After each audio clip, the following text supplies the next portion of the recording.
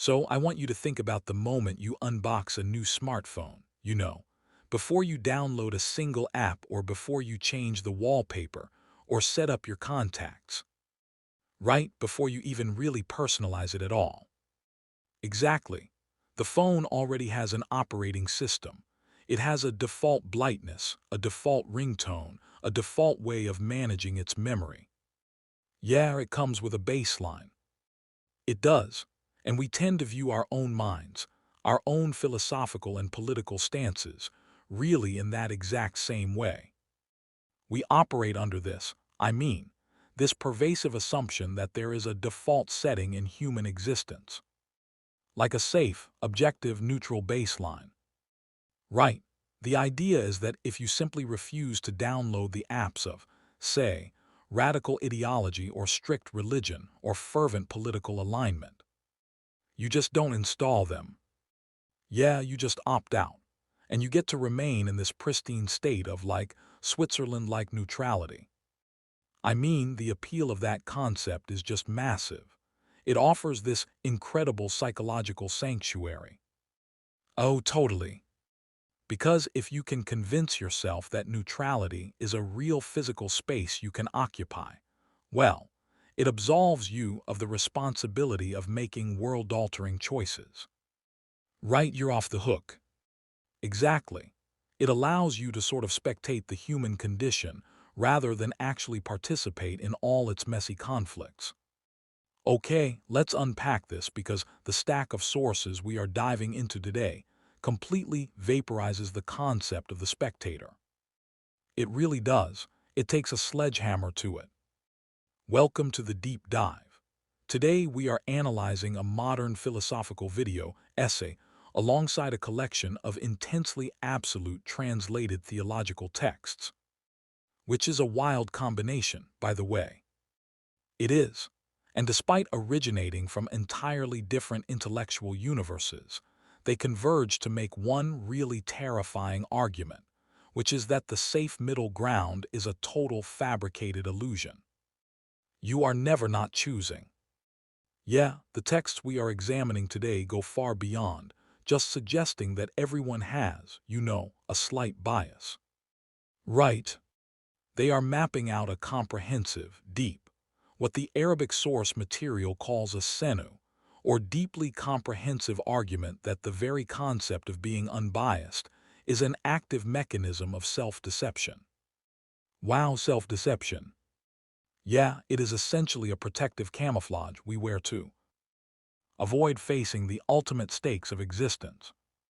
Now, before we go any further, I do need to establish the parameters of this deep dive for you, the listener. Because the translated texts we are analyzing today make absolute, exclusive, and honestly highly uncompromising theological and political claims. Very hard lines being drawn here. They are extremely hard lines. They draw a line in the sand about the nature of salvation, the definition of evil, and the ultimate purpose of human life. So our role here is strictly analytical. Right, we are just the guides. Exactly. We are acting as your impartial guides through the architecture of these arguments. We aren't endorsing these worldviews. We aren't validating their theological claims. And we certainly aren't debating their ultimate cosmic truth. That's not what we're here for. No, our mission is to dissect the mechanics of these texts. We want to understand how they construct their reality, how they dismantle secular philosophy, and what psychological demands they place on the people who actually adopt them. Basically, we are dissecting the engine of absolute belief to see how the pistons fire. I love that analogy. And to understand why a human being would ever need an engine that powerful, we have to look at the environment they are driving in. The entry point. Yes, the entry point for all of these sources, the one undeniable premise that unites both the secular video essay and the strict theological text, is the ticking clock, the ultimate deadline of human mortality. Death. Death, it doesn't just end the narrative. It dictates the pacing of every single chapter that comes before it. It's a forcing function. Exactly. Because think about it. If you had infinite time, you could just endlessly defer the question of meaning. You could experiment with 1,000 different moral frameworks, and there'd be no consequence. Right? You could try out a new ideology every decade. Yeah, but a hard deadline strips away the luxury of apathy. It demands a working hypothesis for why you are here, and what you are supposed to do with the time you have left. And what's fascinating here is how the sources map out this fundamental biological and existential anxiety. It has basically acted as the primary catalyst for all human philosophy. Driven by pure panic.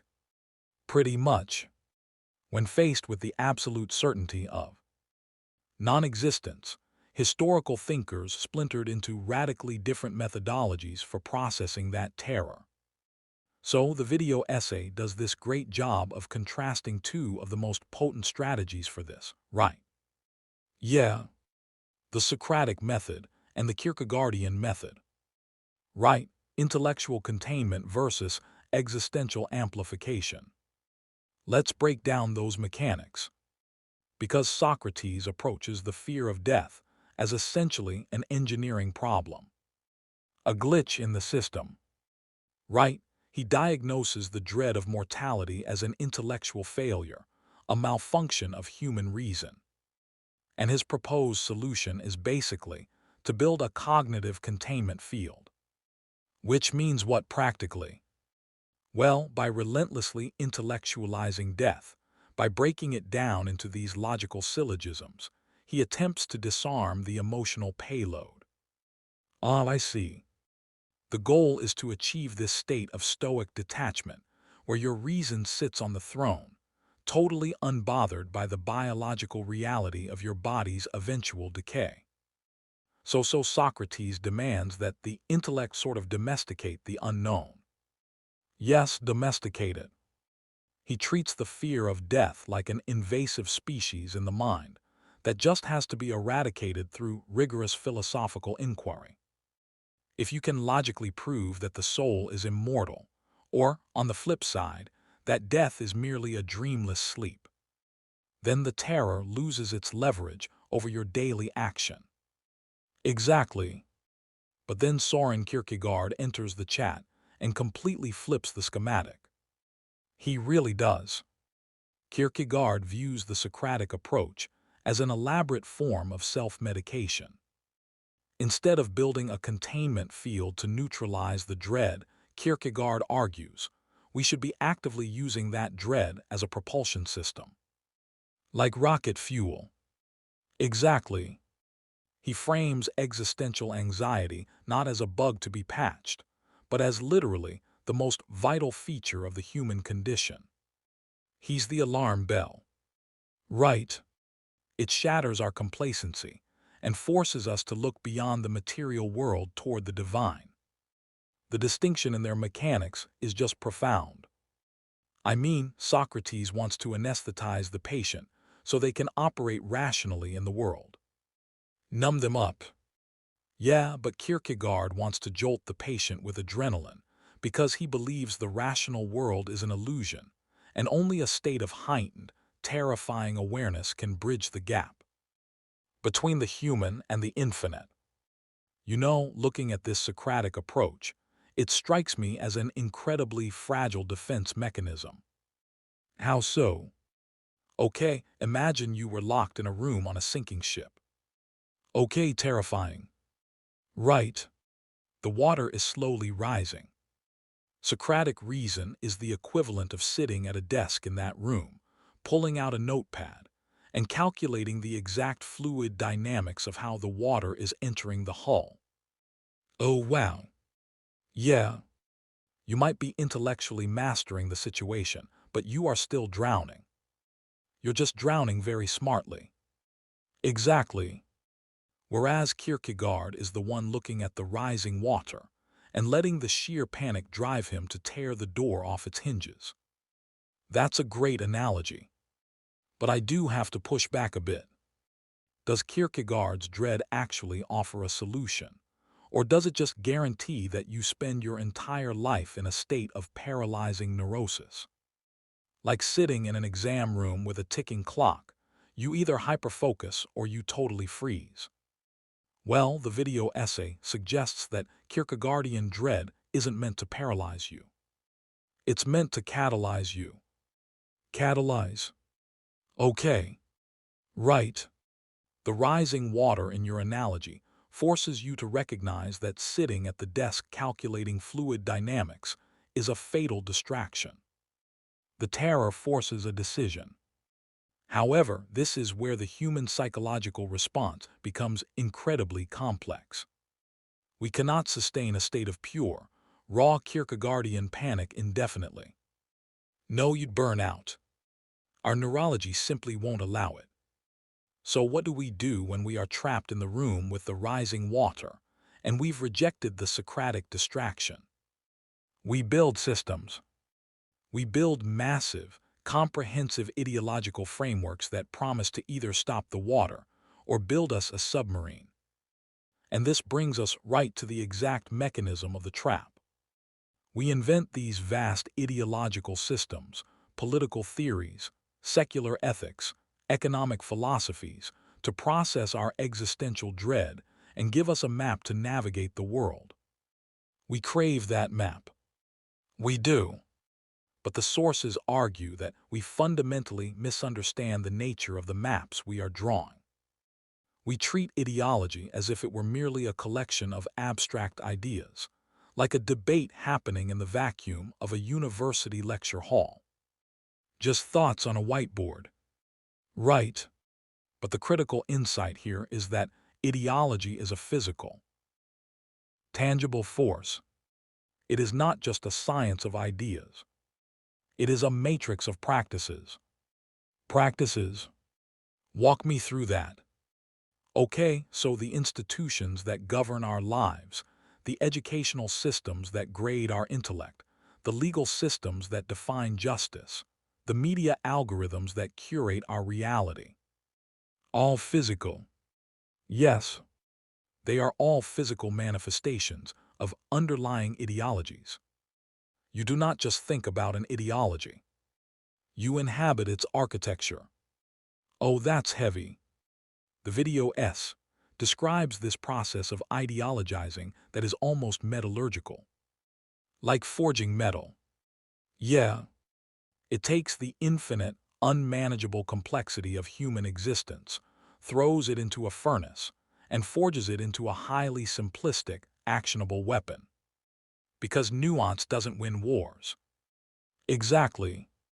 It demands an us versus them binary. Because a complex system cannot mobilize a population, you have to reduce the nuance of the world into distinct categories of allies and enemies if you want to create any momentum. And this compression of reality, as you can imagine, inevitably generates constant grinding friction. People bumping up against each other. Exactly. When multiple oversimplified ideological weapons clash in the public sphere, the psychological toll on the individual is staggering. Which perfectly explains the desperate lunge for the default setting we talked about at the very beginning. The desire to just opt out. Yes, the friction is exhausting. The logical response for a fatigued mind is to attempt an exit. To say, I renounce all of these warring factions. I am going to step out of the ideological arena, adopt a stance of pure objectivity, and view the world without bias. It sounds so reasonable. It does. And here is the hammer drop from the sources. That exit door is painted on the wall. It's a cartoon door. It does not open. The state of neutrality is a complete systemic myth. The sources invoke the concept of false consciousness to explain this phenomenon. False consciousness. Right. When you claim to be unbiased, you are not elevating yourself above the ideological fray. You are entirely immersed within it, but you just lack the self-awareness to recognize the water you are swimming in. like taking off tinted sunglasses, but you're actually just putting on clear ones. Exactly. The choice to occupy the middle ground is an active, aggressive decision to adopt a contrary creed. Let's look at the mechanics of this contrary creed. I find the concept of a moving train much more accurate than any visual analogy here. Okay, lay it out for me. So you are born onto a massive high-speed train that is rocketing down a specific track. Right. That track is the dominant cultural and ideological status quo of your era. Now, you can run up to the front of the train and shovel coal to make it go faster. That's active radicalism. Sure. Or you can walk to the very back of the train and try to pull the emergency brake. That's active rebellion. Right. Both are active choices. But if you walk into the dining car, sit down, fold your hands and loudly declare, "I am neutral. I am not participating in the direction of this train," you are lying to yourself. Because you're still moving. You are still traveling at 100 miles an hour in the exact direction the train is heading. Your physical inaction is a passive endorsement of the train's trajectory. That is brilliant. Inaction is a verb in the context of ideology. It's verb, yeah. By refusing to apply friction to the dominant system, you become a frictionless component, allowing that system to operate at maximum efficiency. You cannot be halfway in on the fundamental questions of existence. You just can't. No. The sources argue that to live your life claiming neutrality on, say, the existence of a higher power, is functionally identical to living as an atheist. Really? Functionally identical? Yes. The daily mechanics of your decision-making, how you spend your money, how you prioritize your time, how you define success, will inevitably default to a materialist framework because you have provided no alternative theological structure to counter it. The sources apply this directly to the concept of media neutrality, which is arguably the most pervasive illusion of the modern era. Oh, absolutely. We are conditioned to view certain journalistic platforms as the gold standard of objective reality. But the essay argues that the very format of modern media is a cloaked ideological delivery system. It's a framework. Right. By presenting the world entirely through the lens of secular materialism, treating economic data, political maneuvering, and scientific advancements as the only measurable metrics of reality, the media establishes a baseline worldview, a default setting. Exactly. Anything spiritual, theological, or transcendent is structurally relegated to the opinion column. It is treated as a cultural add-on, like a personal hobby, rather than a fundamental driver of reality. Right. The bias isn't what they report. The bias is in the epistemological framework of how they define what is real. Exactly. It frames the secular materialist perspective not as one choice among many, but as the inescapable default setting of the rational mind. This is the ultimate triumph of an ideology. When it becomes invisible. Yes, when it becomes so pervasive that it no longer needs to defend its premises because its subjects have forgotten that alternative premises even exist. Now, here's where it gets really interesting. Okay, if secular neutrality is a complete myth, just a hidden ideology masquerading as objective truth, how does a deeply infringed absolute theological framework view it? That's the million-dollar question. Right. If the secular world believes it is operating in a state of elevated rational objectivity, what does the religious text see when it looks across the aisle? Well, the translated Arabic sources we have don't just critique secular philosophy. They fundamentally delegitimize its entire existence. They wipe it off the board. Completely.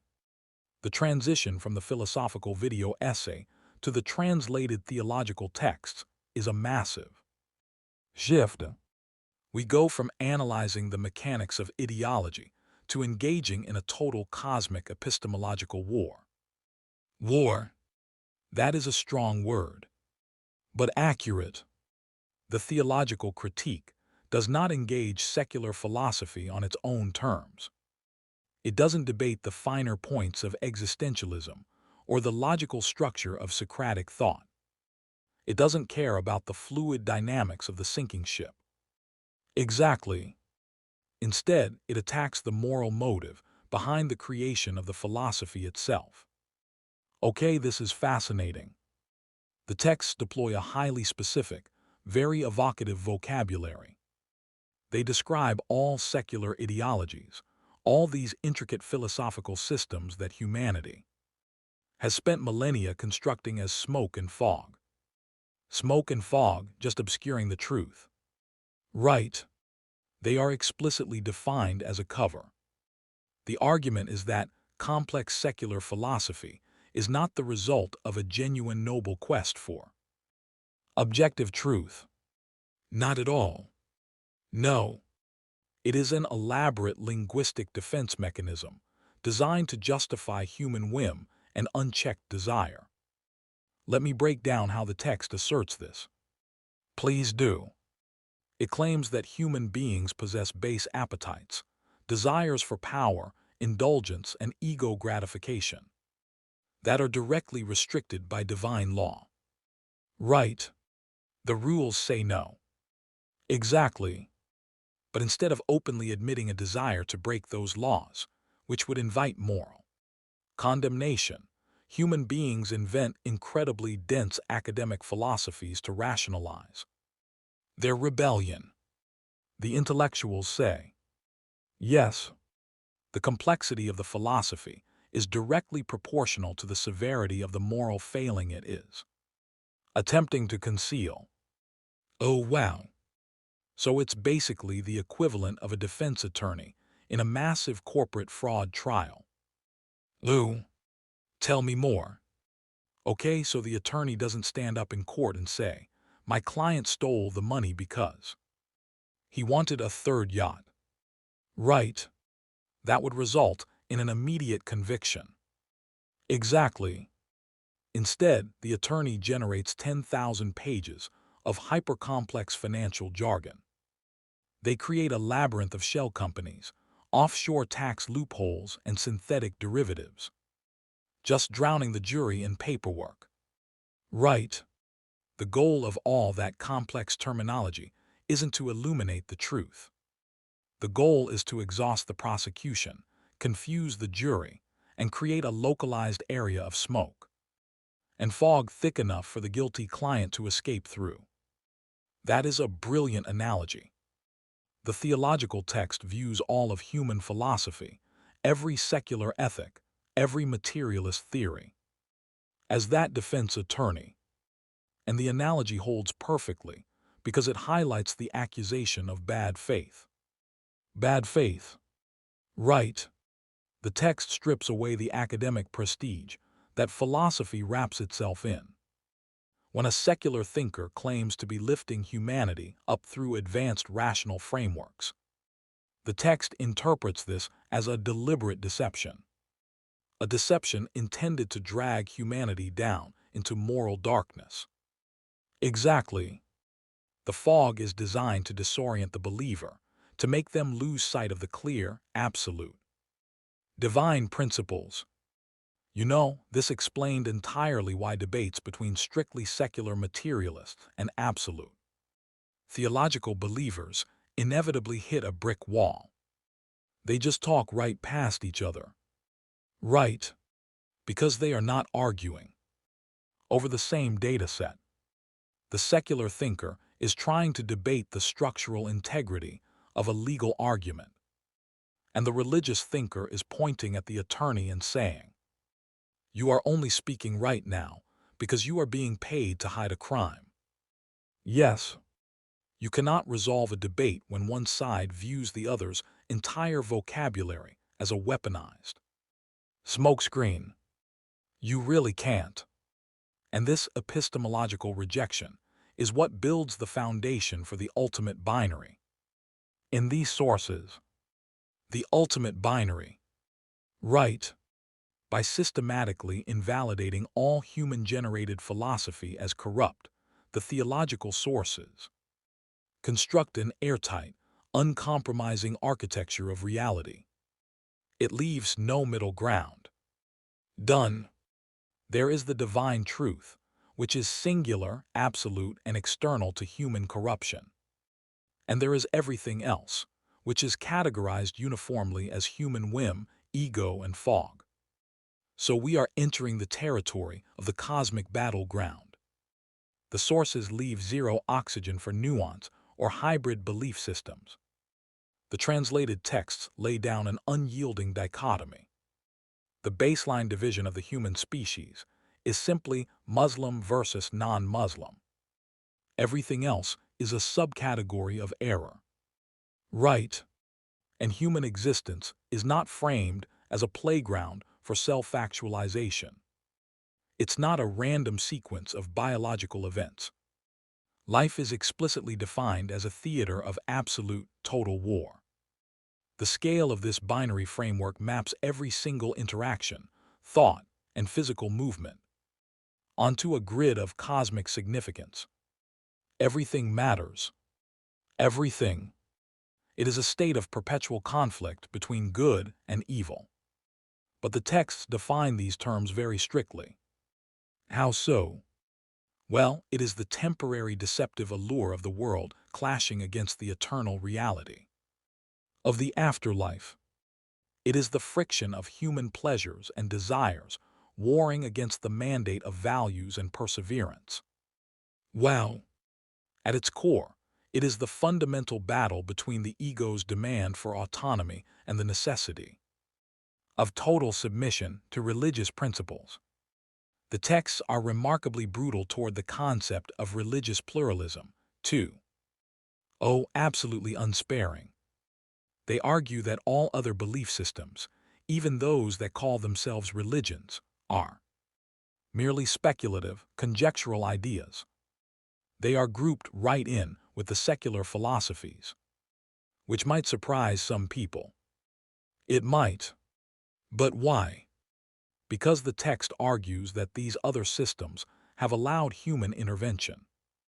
They have bent their doctrines to accommodate human desires, modernized their ethics to fit the times, or submitted to the whims of their followers.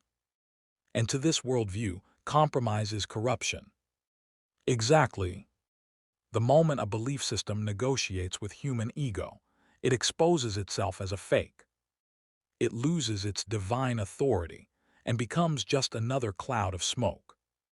The underlying logic is that the divine cannot, by definition, be subject to democratic revision. You don't get to vote on God's laws. Right. Islam is presented in these sources as the singular, uncorrupted path of salvation, precisely because it demands the human bend to the divine, rather than bending the divine to accommodate the human. That is a massive distinction. It is. The framework operates on the premise that life is a highly specific test designed by the Creator, and surviving this test is utterly impossible without the specific, unadulterated, divine guidance provided. It makes me think of the architecture of this belief system like Mem, standing on the absolute peak of a steeply pitched roof. Okay, picture it. There is no ridge to sit on. There's no flat surface to catch your breath. You are balanced entirely on a razor's edge. Pure alignment. Pure alignment. If you lean even a millimeter to the left to indulge an ego-driven whim, or a millimeter to the right to entertain a conjectural philosophy, the geometry of the roof ensures you will slide. Gravity just takes over. Yes, gravity takes over. You are either perfectly aligned with the apex, or you are in a state of continuous descent into the abyss. From a sociological and psychological standpoint, encountering this level of absolute certainty is incredibly jarring for a modern mind. Oh, totally. It's alien to how we live today. We exist in a cultural ecosystem that fundamentally worships optionality. We want all the options. We are trained to customize our identities, curate our news feeds, and build these bespoke moral frameworks out of whatever cultural fragments appeal to us at the moment. The modern mantra is literally, live your truth. Right. But this text looks at your truth and identifies it as the exact mechanism of your destruction. It tells you that your truth is a hallucination born of arrogance. It demands you abandon the project of self-creation entirely. Yet, as harsh as that sounds to modern ears, we have to recognize the profound psychological gravity of this absolute clarity. If we connect this to the bigger picture, it really is profound.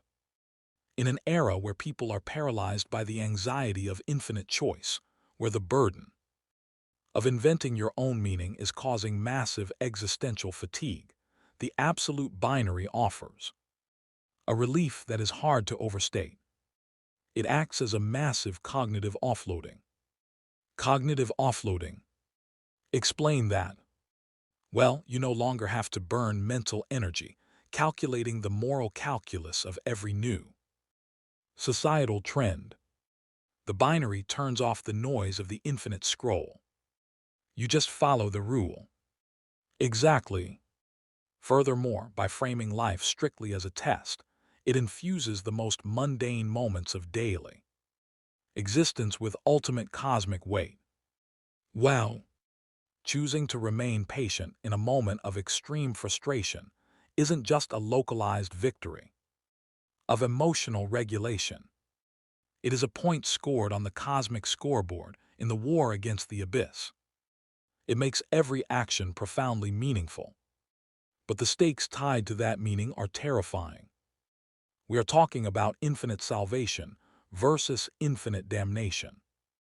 The stakes could not be higher.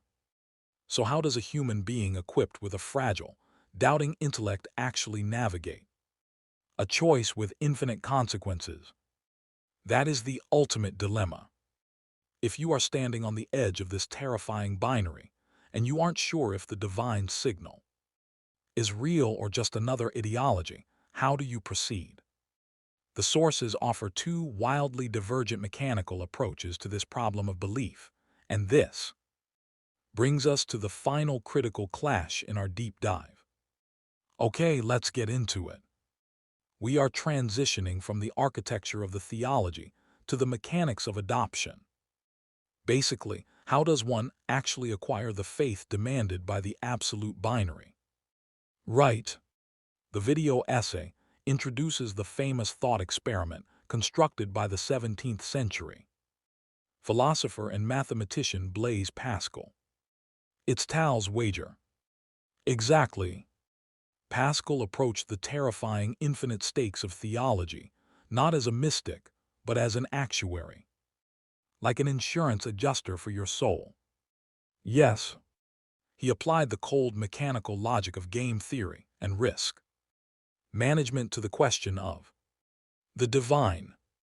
Pascal recognizes that Socratic reason cannot definitively prove the existence of God. The data is just inconclusive. You can't math your way to a perfect proof. Right. So he reframes the existential crisis as a strict probability matrix.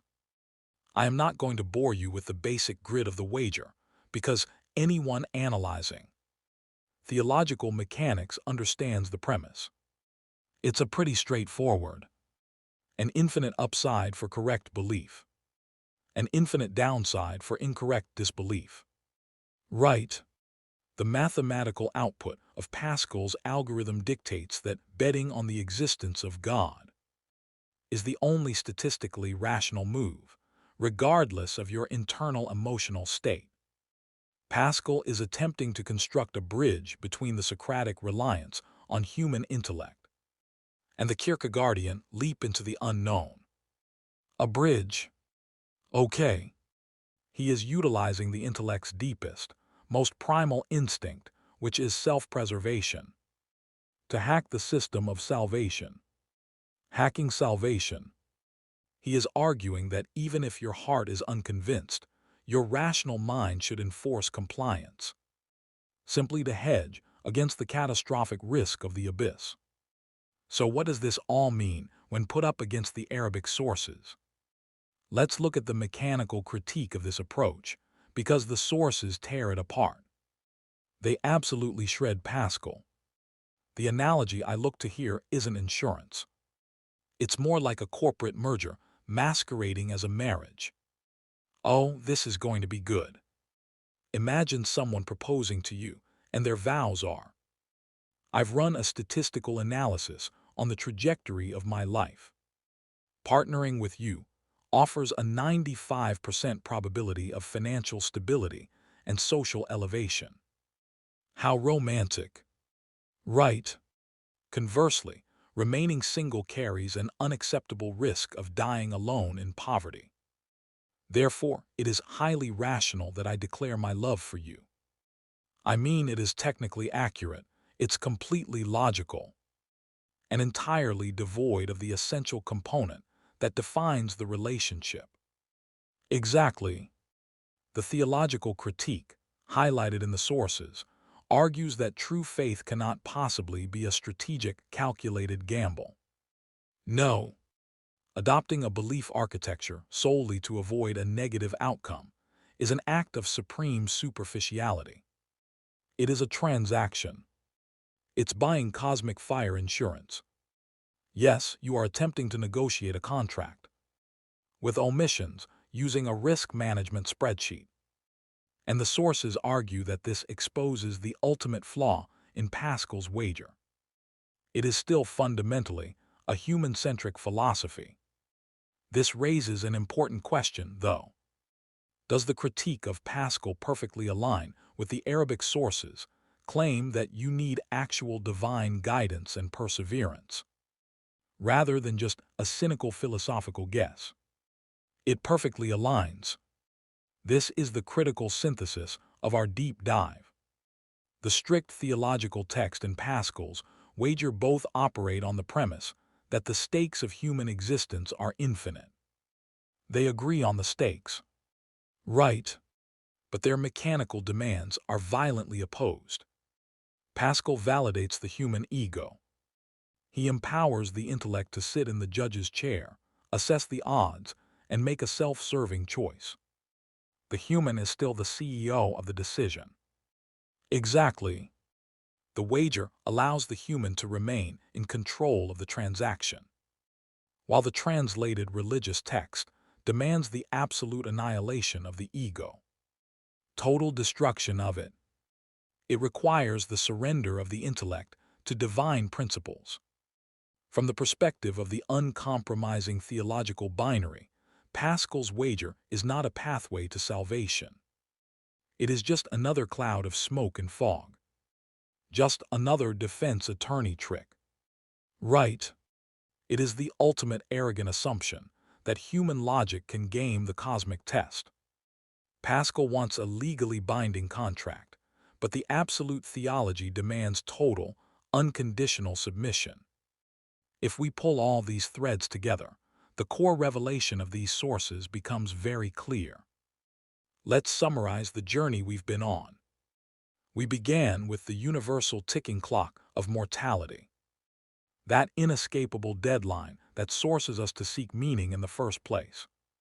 Right. Kierkegaard's dread and Socratic containment. Then we dismantled the comforting illusion of the neutral middle ground. We exposed how the refusal to choose is simply a mechanism to empower the moving train of the status quo. Neutrality is a myth. It is. We analyzed how strict theological frameworks view the complexity of secular philosophy, not as an elevation of thought, but as a deliberate smokescreen to hide moral decay. the fog that hides human whim. We mapped out the stark, unyielding binary of the cosmic battleground, where the divine signal rejects all human conjectural compromise. The steep roof where you either align or fall. And finally, we examine how even the most brilliant rational attempt to mathematically hedge our bets Pascal's wager fails in the face of demands for genuine submitting convictions. It's quite a stack of conclusions. The inescapable conclusion is that every single person listening to this already occupies a position on the grid. You are already placed. The architecture of belief is already built around you. It's manifesting in your daily practices, your institutional loyalties, and your definitions of reality. You are wearing the lens. You are. The question is not whether you will adopt an ideology or a theology. The question is whether you have the courage to identify the framework you are already serving. The default setting is a myth. You are in the arena.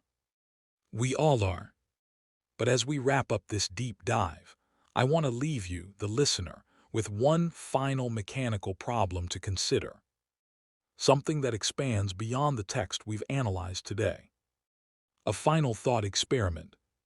Yes, if our feeling of neutrality is actually just a hidden belief system, if our baseline objectivity is just a culturally enforced ideological lens we don't realize we're wearing, what happens when two opposing forces attempt to resolve a conflict? Oh, that's tricky. Imagine two policymakers, or even two nations, who both firmly, structurally believe they're operating from a position of perfect, unbiased rationality. They both think they're wearing clear sunglasses. Exactly. Is it possible that the greatest barrier to human survival isn't the radical differences in our stated beliefs, but our total arrogant blindness to the invisible operating systems running quietly in the background of our minds? That is a chilling thought. If we cannot perceive our home programming, we will perpetually view the other side not merely as incorrect, but as fundamentally incomprehensibly broken. Because they aren't using your default settings. Precisely. So keep analyzing your own operating system. Thank you for joining us on this deep dive.